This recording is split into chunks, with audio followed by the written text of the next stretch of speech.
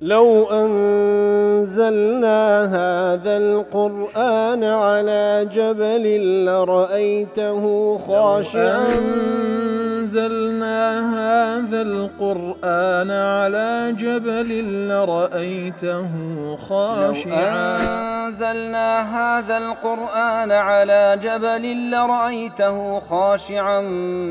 متصدعا من خشية وتلك الأمثال نضربها للناس لعلهم يتفكرون.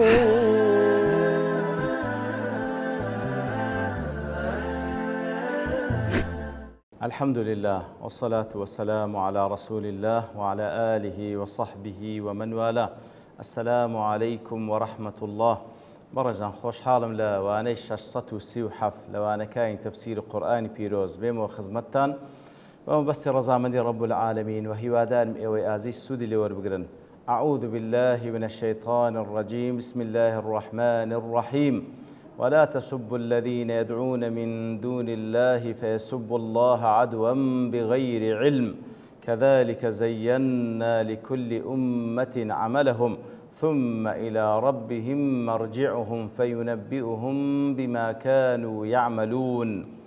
والله خۆشەویستان وەکو لە وانەی ڕابردووش لە خزمەتەوەتە پیرۆزەدا بوون رب العالمین دەفەرمی جوێن بە پەرسترا و بە ناحەقەکان مەدەن لەبەر ئەوەی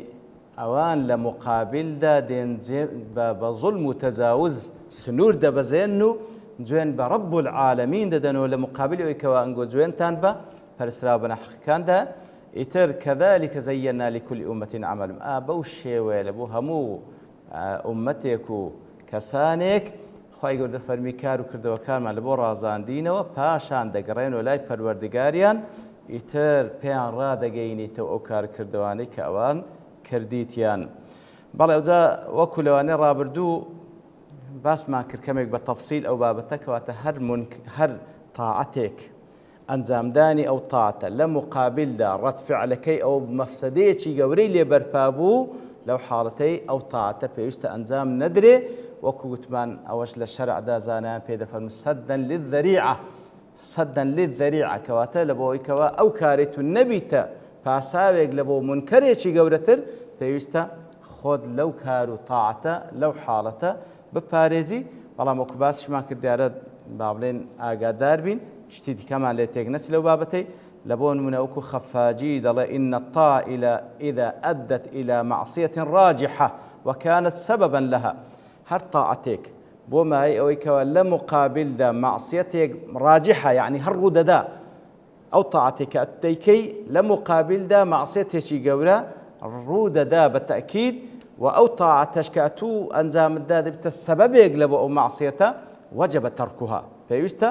وازی لێبینی لەو تاعەتەی بزەبدۆکەوە ئاتە جوێندان بە پەرسترا بە ناحەقەکان لە خودی خۆی پەرستراوی بە ناحەق شانی ئەوەیەکەوە بە سووک تەماشا بکرێت بەڵام لەو حاڵەتەی جوێندان پێیان لە مقابلدا دەبێتە ماوەیەکە ئەوانیش جوێن بە رب العالمین بدەن پێویستە لەو حاڵەتەی شتیوا نەکەی وەجەبە تەرکوها بخلاف الطاعة بەڵام بخلاف الطاعة في موضع فيه معصية بەڵام تاعەتکردن لە جێگایەک بەخۆی معسیەت هەر موجودە ئەو تاعەتەی تو نابیتە سەبەب نییە لە بۆ وجودی ئەو معسیەتەی بەڵکو معسیەتێک هەر موجودە لا يمكن دفعها کەواتە ئەو معسیەتە هەر موجودە ناشکرێ لای بەی لەو حاڵەتەی ئەمنیش تاعەت نەکەم نەخێر دەبێت تاعەتەکەی خۆت هەر ئەنجام بدەیت وەکو ئەو نمونەی کەوا لەوانەی ڕابردوو هینامانەوە لە ئەوەی کەوا حەسەنی بەسری لەگە ئیبن سیرین لە ناشتنی جەنازەیەک ئامادە بوون کاتێکەوە ئافرەتان لەوێ بوون کە ئەسڵ وایە لە ناشتنی جەنازە ئافرەت لەوێ نەبن محەممەدی کوڕی سیرین ویستی بگەڕێتەوە بە حساب ئەوە منکەری لێیە بەڵام حەسەنی بەسری گوتی نەخێر ئەگەر باز لە هەموو تاعەتێک بینی لەبەر وجودی گوناه و تاوان لەوێن دەرێەوە لە ئەسرع ذلك في دیننا ئەوە واتە سەبرە یاخود بە پەلا هەموو شتەکانی دینمان دەبی واز لێبینین کەواتە ئەو تاعەتەی کەوا ئەتوو دەیکەی لە جێگایەک کە دەبیتە سەبەب لە بۆ معسیەتێکی گەورە و مەفسەدەیەکی گەورە پێویستە نەیکەی بەڵام بەخۆی مەفسەدەکە موجودە ناکرێ ئەتواز لە تاعەت بینی وەڵا لەبەرەوەی مەفسەدە موجود دەبی تاعەتی خۆت هەر ئەنجام بدەی.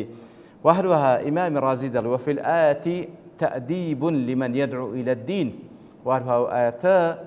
مراست فير كردنا لبو أو كساني كوا دعوة بانقواز دكان لبو دين لئلا يتشاغل بما لا فائدة له في المطلوب فيست خوي مشغول نكا بشتيك كوا هيت فائدة تيدانية لابد من أصدر لأن وصف الأوثان بأنها جمادات لا تضر ولا تنفع طال لابد من باس كردني بتوصل مكان بوي كوات زمادك زرر قازان يعني يكفي في القدح في إلهيتها أو أندي بس بلين بتوصل مكان هيستوانايا النية زرر قازانز بقينا أو هندي بس كواتو بابلين لبرستراويتيا كيك أوان إدعاء دكن أتو بابلين لبرستراويتيا كي عندي خيبوي كوادلي أوانا هزرر قازان زيانية فلا حاجة مع ذلك إلى شتمها لو ناكرت بلا ولا زويني شبيد دمنا زويني في مدى بس بياني بككوا وشاني برستنينية لبروي توانا قازان زررينية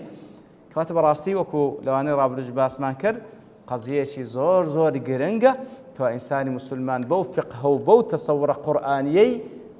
هل واستبكى لقل همو كسيك بتايبتي لقل مقابل كاني لأهل الشرك وكفر كاريك نكا لقل يان ببي تماي ويكوا مفسديتي يورد رزبي أتو زررد بي لدين أو كاريتو بتماي أو يكوا مفسديتي يورد لبو خوتو لبو مسلمانان درز بكي لو حاطي نابي أو طاعة أقرتي طاعتي شأن زامي بدي لبروي نابي كاريتو كاردانا وكي بزري خود تواوبي كذلك زينا لكل أمة عملهم كواتا هابو الشيوية لبو همو أمتك لواني بيشو تريشو لبو أواني استاش كارو كردوكانيان لبو درازيني نوا يتلير دا أو مشركانا كاتك كوا شريك برياردن لبو خواهي سبحانه وتعالى لكاتك دا كوا زوين با برسرا وبنا حخانيان بدريتن أوان هندا مصر لسر مبدأك إخوان لا مقابل دا زوين با الله ددن سبحانه وتعالى لاش ينشتيتشي باشا خواهي قد فرمي ايما واما كردية همو أمتك أقر لسر قمرايش بي أو كارو كردوي كذيكا لا رازا وبي كواتا لو حالتي كو تيبقين أو بشآتا لا معارج التفكر زور جواني ليك دايتو دفرمي هذا التزيين أو رازان نوية خاضع لنظام قدري رباني عام ضل أو رازان نوية أو لجير نظام يكو دستوري شي قدري پروردگاري كواداينا كوابقشتي خواهي قرويدانا مشروط باتخاذ أسبابه من قبل الناس مرزدارة با ئەوەی کەوا خەڵکی بەخۆیان هۆکارەکان دەگرنە بەر بئیرادەتیهم الحڕە بەو پەڕی ئیرادەی حڕی خۆی هەر کەسێک چ کارێک چ هۆکارێک بگریتە بەر چ ڕێگایەک بگریتە بەر خوای گەورەش ئەوەی لۆ دەڕازێنیتەوە فمن جحد ربوبية الله هەر کەسێک پەروەردگارێتی رب العالمين إنكار بکا أو جعل له شركاء في ربوبيته يان بلي الله سبحانه وتعالى رب وپروردگار بلام شريكي شي لقل هيا أو جحد ألوهية الله يان پرستراويتي رب العالمين إنكار بك أو جعل له الشركاء في ألوهيته يان بلي الله پرستراوة بلام إيدي كش هنا بپرسترين لقل خوا والعياذ بالله تفرمي لو حالتي كبخوي أو قناعتي لو بيدابو أو ريقاي قرتبر زين الله له ضمن نظامه التكويني العام أعماله الشركية كأورجاي قرتي تبر قناعتي بورجاي هي طبعا بنا حق وقناعتي بورجاي هي بهوا أرزوه أورجاي قرتبر رب العالمين أورجاي أو كارو كردو الشركاني لبو درازيني تو فصار يرى عبادة من جعلهم شركاء لله أمرا حسنا لو حالتي وادبيني كوا شريك لبو خواي گەورە بڕیاردا پێی وایە کارێکی چاچی ئەنجام دا خانەوە قەزیەکی زۆر دقیق و وردە ئەو مەسئلەی بڕیاردانی هیدایەت و بڕیاردانی گومڕایی بەڵێ لە دەستی رب العالمینە بەڵام خواي گەورە و ئینسانی خەڵق کردێ دیار ئەو بابەتە چەند جاریش تەکیدمان لەسەر کردەوە و زۆریش پێویستی بە دووبارەکردنەوە هەیە خەڵکانێک بەڕاستی بە هەڵە لەو بابەتە تێدەکەن یان دەیکەنە پاساوێک لە بۆ کار و کردەوەی خراپ رب العالمين وإنساني خلق كردية تواناي تاكو خرابشي بيبخشية وعقلیشی پێ بەخشێکەوە چاکە و خراپە لێک جیا بکاتەوە ئەو جا پێغەمبەرانیش ڕەوان کردی عەلەیهیمۇ الصەلاة وەسەلام و هەروەها پەیامیشی بە پێغەمبەران ڕەوان کردێ کە کەلامی خۆیتی ئیتر هەر کەسێک پەیامی پێغەمبەران وەربگری کەوا ڕێنمونیان دەکات لە بۆ ڕێگای ڕاست و بەختەوەری دنیا و قیامەت ئەو ڕێگایی وەرگرت و قبولی بوو ئەسباب و هۆکارەکانی گرتە بەر خی گەورەش بڕیاری هیدایەتی لۆدا و ئەو ڕێگای لۆ دەڕازێنتەوە ولكن الله زينه في قلوب وكره إليكم الكفر والفسوق والعصيان كواتا وكل سورة الحجرات خواي قول سبحانه وتعالى فرمي واعلموا أن فيكم رسول الله لو يطيعكم في كثير من الأمر لعنتم ولكن الله حبب إليكم الإيمان وزينه في قلوبكم وكره إليكم الكفر والفسوق والعصيان كواتا أواني كوا ريقاي هداية إيمان ريقاي راسي دقنا بيامي بيغمبرانيان قبولة خواي قول إيمان لدلي درازين تو خوشويستي دكاو وايلي دكا رقي لكفر سەرپێچی و لە مەعاسی ببیتەوە ئەوە نیزامێکی عام و خوای گەورە دانە بەڵام هەر کەسێک بپێچەوانەوە ئەو حەقەی کە لە ڕێگای پێغەمبەرانەوە دێ کە عەقلیشی پێی دەڵێ ئەوە حەقە بەڵام بەگوێی عەقلی خۆشی نەکە بەڵکو بە هەوا و ئارەزووی خۆی ئەو حەقە ڕەت بکاتەوە ڕێگای کوفر و مەعسیەت و عیسیان بگریتە بەر لەو حاڵتەی عەینی خوای گەورەش بڕیاری گومڕایی لەسەر دەدا و ئەو گومڕاییەشی لەلا دەڕازێنیتەوە جەزاء وفاقا کەواتە بەو شێوەیە والله أعلم بەڵام ئەو کەسانش کەوا ڕێگای خراپە دەگرنە بەر هەمویان بە چاکە و بە خراپ بەڵام بە تایبەتی لێر دەکە باس لە کەسانێک خراپەکار دەکرێت ئەو کەسانی کە ڕێگای خراپە دەگرنە بەر و لە نەتیجەشدا خراپەکانیشان لێ دەڕازێنرێتەوە هەتا کەنجین هەتا نییە دەمری کە مرد ثم إلى ربهم مرجعهم كواتا قرانمان لولاي پروردگاريانا كوا زنديان دكاتوا فينبئهم أي يخبرهم لنبأوا هاتي وتهوالي قرنجيان بيدا بما كانوا يفعلون هوالي قرنجيان بيدا وبوكارو كردواني كأوان دان كل دنيا وذلك بالمحاسبة والمجازات عليه کەواتە بەچی کو هەواڵی گرنجیان پێدا واتە حسابیان لەگەڵ دەکا لەسەر ئەو کار و کردەوە خراپانی کە ئەوان کردیتیان کەواتە وەکو دەفەرمێ فەیونەبئوهم دەڵێ وعید بالجەزاء والعذاب ئەو وعید و هەڕەشەکردنە بۆی کەوا خوای گەورە سزایان دەداتەوە کە قەولی الرەجولی لمن یەتەوەعەده وەکو کەسێکەوە هەڕەشە لە کەسێک بکا پێی دەڵێ سەئوخبیڕوکە بما فعلت پێت دەڵێمەوە ئەتو چت کردیە واتە سزات دەدەم لەسەر ئەو کار کردەوە کە کردیتت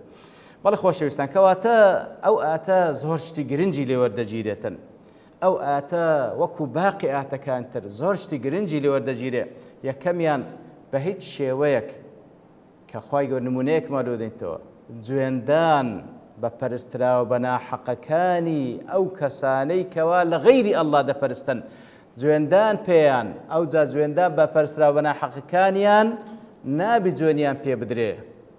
لە مقابلدا ئەتوو زەرەرتە جوێن بە رەب العالەمین دەدرێ والعیاذ بالله لە ڕەت فعلی کارەکەی تو کەواتە نابی کارێک بکەی ڕەت فعلەکەی بە زەرەری تو موسڵمانان و ئیسلام تەواوبی ئەو جا وەکو نمونەیە کە لێردا خوای گەورە هینایەوە پاشانیش فەرمووی لە بۆ هەموو کەسانێک ئێمە کار و کردەوەکانمان لۆ ڕازاندیتەوە ئەویش حەقەتێکی دووەمەکەوە پێویستە فەهمێکی صحیح و ڕاست و دروستمان هەی بەرامبەر بە قەزەی هیدایەت و گومڕاکردن لەلایەن ڕەب العالەمینەوە کەوا بە کورتی خوای گەورە هەموو کەسێک عەقلی پێبەخشیە توانای پێبەخشیە چاکە و خراپەی لێک زیاد دەکاتەوە لە ڕێگای پێغەمبەرانەوە پەیامیشی لۆ نادێ هەر کەسێک ڕێگای ڕاست هەڵبژێریتن ڕەب العالەمین چاکە و کردەوە چاکانی و ڕێگای ئیمان و هیدایەت لۆ دەڕازێتەوە ئەوەی بالمقابلیش کەوا ڕێگای حەق ڕەت بکاتەوە ئەو حەقەی کە لەلایەن پێغەمبەرانەوە دێ ڕەت بکاتەوە ئەوە لە مقابلدا خوای گەورە کوفر و گومڕایی و ضەلالەتی لەلا دەڕازێنیتەوە هەتا بەو شێوە بەردەوام هەتا دەمری ئیتر چاکە و خراپە یاخود کەسی چاک و کەسی خراپ هەمووی هەردەمرن دەشگەڕێنەوە لە ڕەب العالەمین کەواتە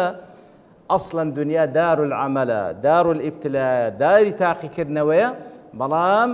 هەمووی لە خاڵێکدا کۆتایی پێدێک کە مردنە لە قیامەتیشدا خوای گەورە بە هەمووان ڕادەگەینیتەوە ئەو کار و کردوانی کە کردیتیان کەواتە هیچ شتێک لای خوای گەورە بزر نابی هیچ شتێک لای خوای گەورە بزر نابی ئەوڕۆ دار العەمەلە سبەی نێژ دار الجەزایە خوای گەورە پەنامان بداتن لەو کەسانە بین کەوا کار و کردەوەیەک نەکەین بە گران لەسەر مسلمانان و ئیسلام بوەستی بەڵکو ببینە کەسانێک لە خوای گەورە دەپاڕێن ببینە کەسانێکەوە خوای گەورە ئیسلام لەسەر دەستی ئێمە بەسەر بێخ و ئێمە بەسەر بێخی بە ئیسلام و هەروە فەهمێکی ڕاست و دروستمان هەبی لە بۆ قەزیەی هیدایەت و گومڕایی و هەروها لەو کەسانە بین کەوا لە ڕۆژی قیامەت خوای گەورە سوبحانەهو وتعالە بە فەزڵ و ڕەحمەتی خۆی پاداشتی کردەوە چاکانمان بداتەوە. وصلى الله وسلم على نبينا محمد وعلى آله وصحبه أجمعين وآخر دعوانا الحمد لله رب العالمين. لو أنزلنا هذا القرآن على جبل لرأيته خاشعا أنزلنا هذا القرآن على جبل لرأيته خاشعا أنزلنا هذا القرآن على جبل لرأيته خاشعا متصدعا من خشية الله. وتلك الأمثال نضربها للناس لعلهم يتفكرون.